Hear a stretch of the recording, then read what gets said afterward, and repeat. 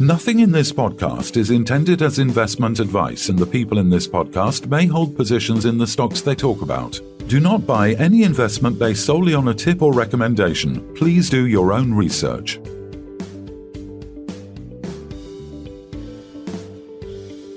Hello and welcome to the Midweek Takeaway. Today we're coming to you live from the Business Design Centre in London for the Minds and Money Resourcing Tomorrow conference. So here we are, we're joined by Marian Moroney, Non-Executive Director, and John Sherman, Chairman of Conroy Gold and Natural Resources. Marian is a recognised and accomplished leader in the exploration and mining industry with over 30 years experience in exploration, mining, strategic planning, governance, identifying new business opportunities, joint venture management and oversight and mergers and acquisitions. A hell of an introduction there, Marian. So welcome. Thank you. Yeah, absolutely. So obviously here we are with Conroy Gold. Just talk us through what sort of first piqued your interest with Conroy. Yeah, I first met the management team at PDAC about 6 or so years ago when they asked me to swing by the booth and have a look at the project. I kept in contact each year with the team during PDAC most of the time.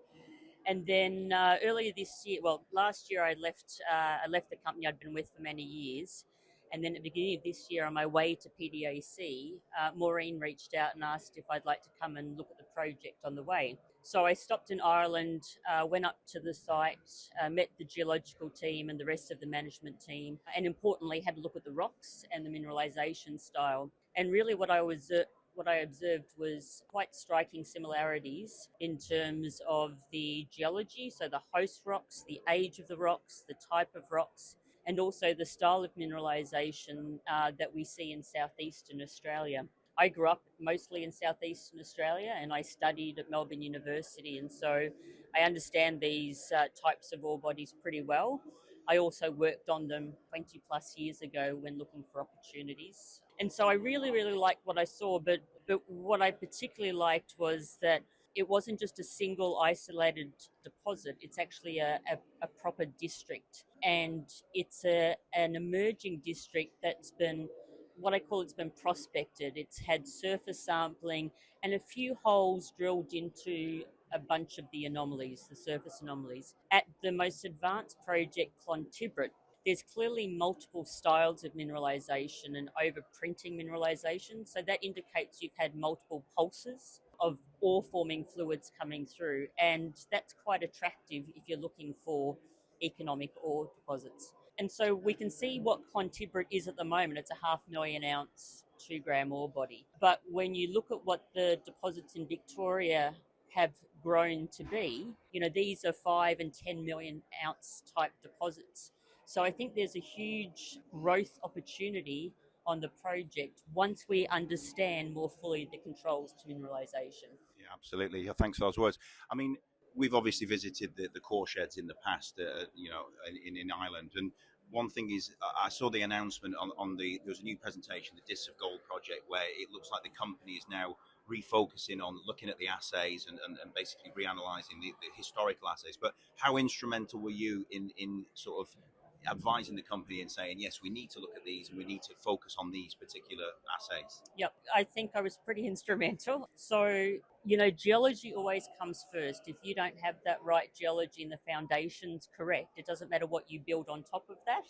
When we looked at the Clontibret project, you can see that it's, quote unquote, open in all directions.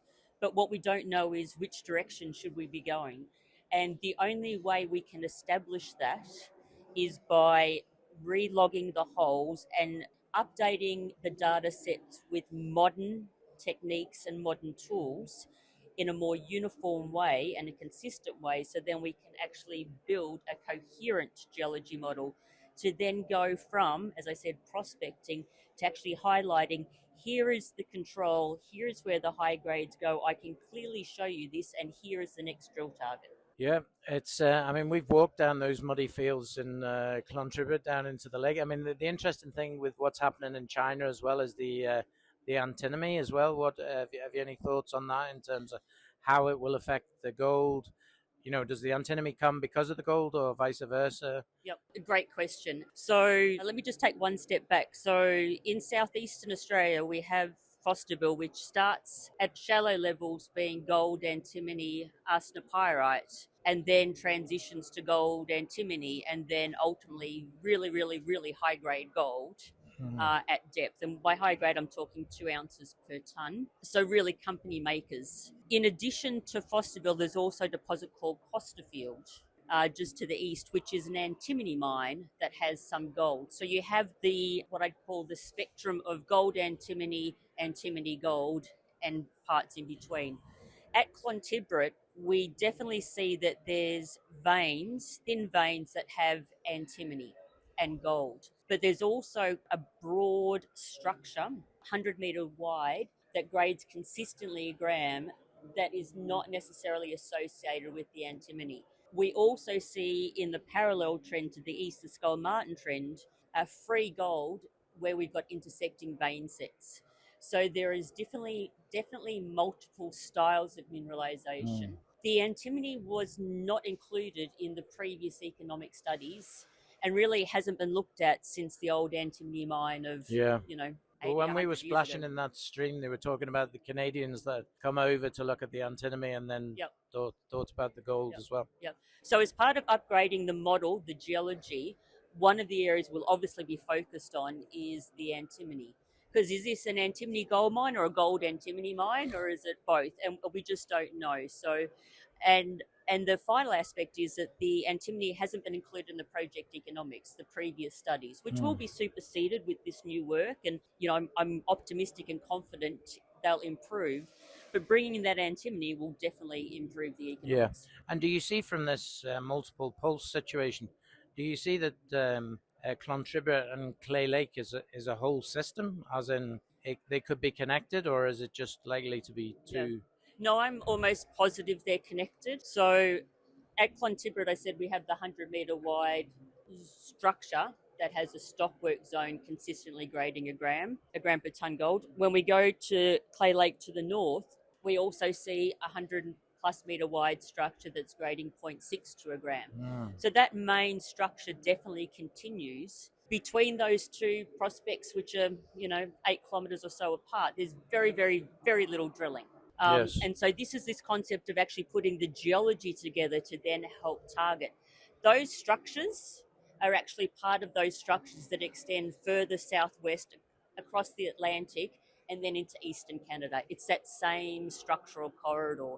So there's significant deep tapping structures. Okay, very interesting. So you've been enjoying yourself, basically making pictures of what is about.